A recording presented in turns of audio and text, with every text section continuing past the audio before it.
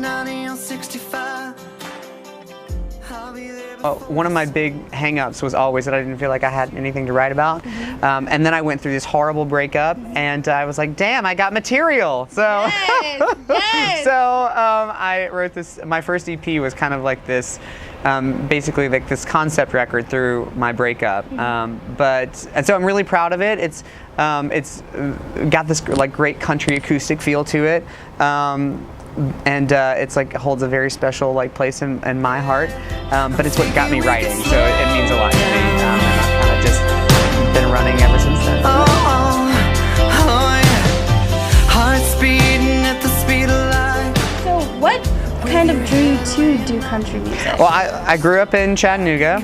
I went to school in Nashville, so I grew up listening to country music. I was like floored when I realized that there were other genres in the world. You know, I'm like 12 years old, and I'm like, you listen to what? You don't listen to Reba? And like people are listening to like rock and heavy. I grew up, I think I was like 12 or 15 before I even knew who the Beatles were. You know, so I just grew up on you know, country, and then when I was in college, I developed a real love for even older country.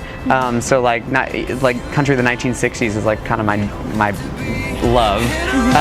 But yeah, so it's always been kind of Let's hold on to every touch and just slow down.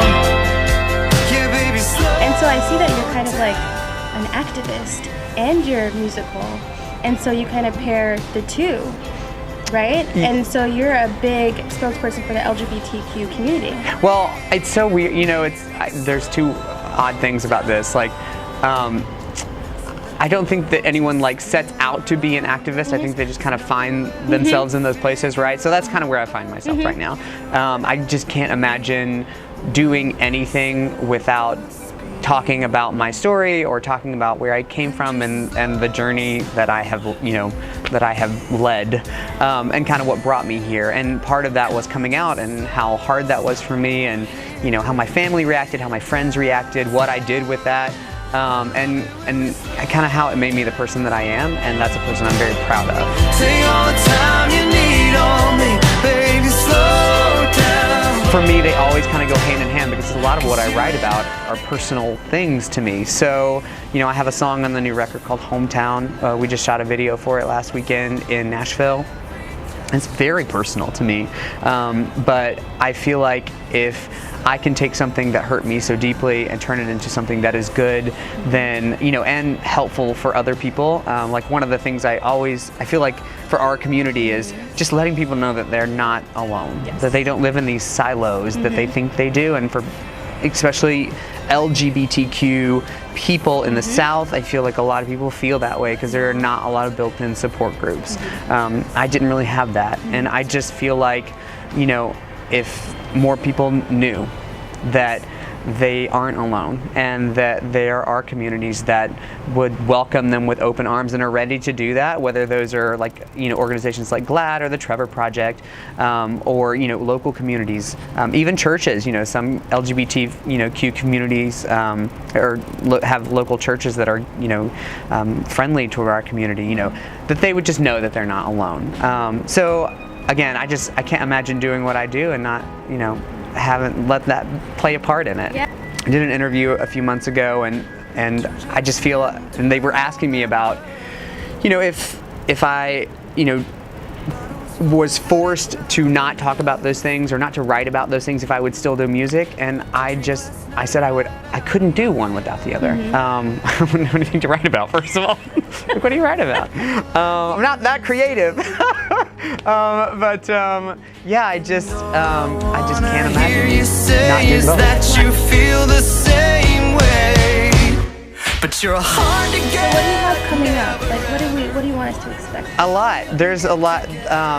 This next year, there's a lot, you know, happening. So I just got back from Nashville we were there for about 2 weeks. We filmed a video for the song Hometown that we're putting out in probably in the fall of this year. And but right now we're doing a big radio push for Slow Down. So that's kind of like the first like song off the record, and I think you know, something that a lot of people are excited about. My friend Ty Herndon, who I think most people know in the country world, was, you know, great enough to sing on it. He's a good friend of mine. We just recorded, he just recorded an acoustic cover of it in Nashville, so we're going to be putting that out in the next couple of weeks. Yeah, I mean, and then we just are booking kind of spot dates at this point. So playing a lot of the Pride festivals and a lot of just random events kind of here and there, but just trying to get out in front of people and get them to listen to the music. But I gotta know if there's something. Yes, so thank you for coming. Well, thanks for having me. Thank you. Okay, and where can the people find your work and your stuff? So I feel like I haven't faced this way at all, but here we go. So you can find all of my music online for everything in one fell swoop, BrandonStansell.com. And then you can buy, stream the new record Slow Down on anywhere online where music is sold. Thank you so much. Thank you. And enjoy the show. Happy Valentine's Day. Happy Valentine's Day. This is The Ambush, and here was Shakoya and Brandon Stansell.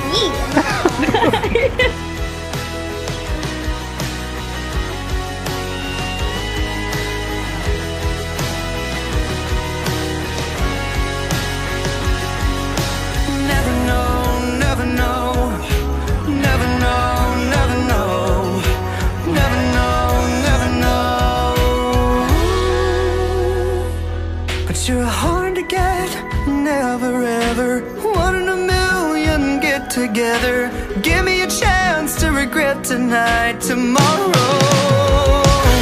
Oh, we could get